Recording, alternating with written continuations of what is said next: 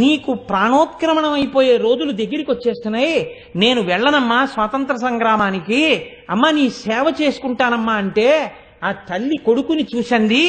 ఛీ దుర్మార్గుడా, నీలాంటి కొడుకుని కన్నందుకు ఇప్పుడే చచ్చిపోతే బాగుండు అనుకుంటున్నానంది. ఏమమ్మా అంత మాట అన్నామన్నారు.